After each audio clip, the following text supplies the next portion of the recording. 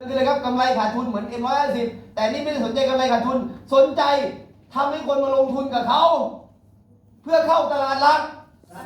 พอเข้าตลาดซับปุ๊บมูลค่าธุรกิจก็สูงกว่า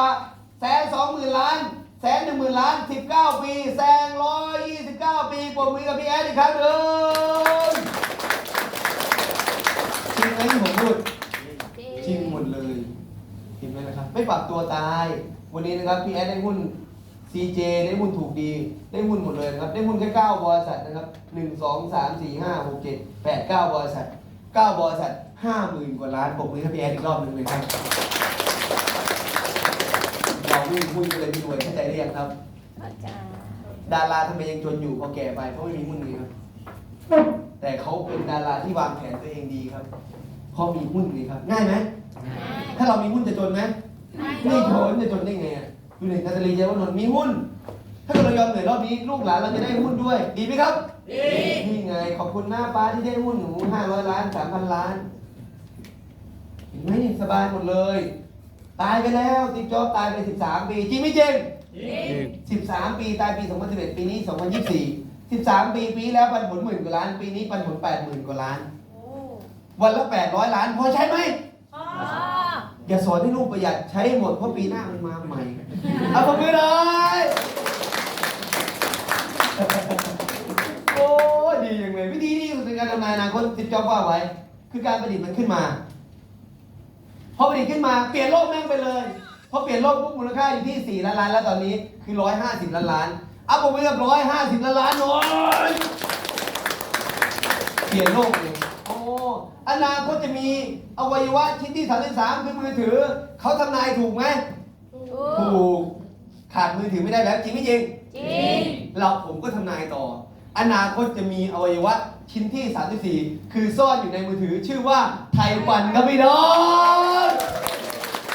ตื่นเช้ามาไม่เข้า YouTube ไม่เข้า Facebook ไม่เข้า TikTok เข้าไทยปันก่อน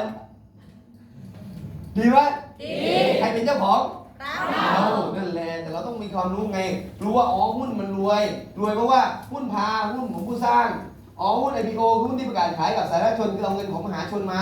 หุ้นแม็กมินคือสายนักเทรดรวยสุดคืออะไรครับหุ้นพาใช่ไม่ใช่แต่หุ้นพาที่เมืองไทย1 บาท138 บาทแต่หุ้นพาที่อเมริกา1 บาทได้8 ล้านจะเข้าไทยหรืออเมริกาแค่นั้นเองดูนะครับจะหนีไปไหนได้ไหมแจ็คหมาบอกจะหนีไปไหนดูดิแจ็คหมาดูสภาพถ้าเกิดแจ็คหมาสำเร็จได้เราสำเร็จได้ไหมได้โอ้โหซื้อ KFC จดบริษัทที่เกาะเคแมนเข้าตลาดหลักทรัพย์ที่นิวยอร์กมูลค่าธุรกิจอยู่ที่2 ล้านดอลลาร์สหรัฐหรือ70 ล้านล้านบาทไทยนะครับอย่าหนีไปไหนทุกคนที่อยู่กับแจ็คหมาทุกคนได้ตังค์อยู่ที่10,000 กว่าล้านโอเคไหมแบบนี้อย่าหนีผมไปไหนได้ไหมครับ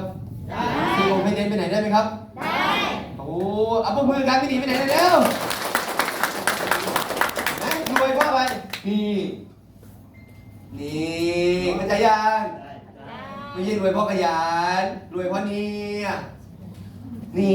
รวยเพราะนี้โอเคไหมปัญญาวิดอมคือปัญญา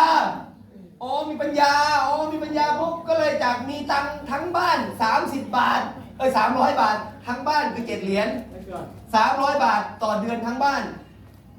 กลายเป็นบ้าน 6,000 ล้านโอเคไหมครับโอเคไม่ต้องแบ่งกันนะบ้านมันจะเกินฝันก็ต้องเอาปมมือดังรอบหนึ่งงานนี้เสร็จก็จะเกินฝันหมดเลยกลายเป็นมหาเศรษฐีอันดับ 1ของเมืองจีนเราเป็นมหาเศรษฐีอันดับ 1ของสป.ลาวก็ไม่ผิดครับเอาปมมือดังรอบหนึ่งเพราะทีมเราจะยิ่งใหญ่โอเคไหมนี่ไงแต่คุณต้องเข้าใจก่อนไงว่าโอเคนี่คนรวยเขามีตังมีมันนี่แล้วมีมันนี่มีปัญญาแล้วก็มีคอนเนคชั่นคือมีความรู้มีเงินแล้วก็มีเพื่อนเขามีเพื่อนประมาณ100 คนเรามีเพื่อน1 ล้านคนใครเยี่ยวกันใครชนะเวลาดูกันเวลาโชคกันเอาคน100 คนมาต่อยคน1 ล้านคนใครชนะไอ้100 คนน่าจะตายตายจริงไม่จริงนี่ไงนี่คือความจริงนะครับแต่คนแรกที่พลาดสูญเงินไปคือเจ้าสัวที่ฟังแจ็คหมาไม่รู้เรื่องที่ผมย้ำเรื่องเดิมนะครับเรื่องนี้สำคัญสุด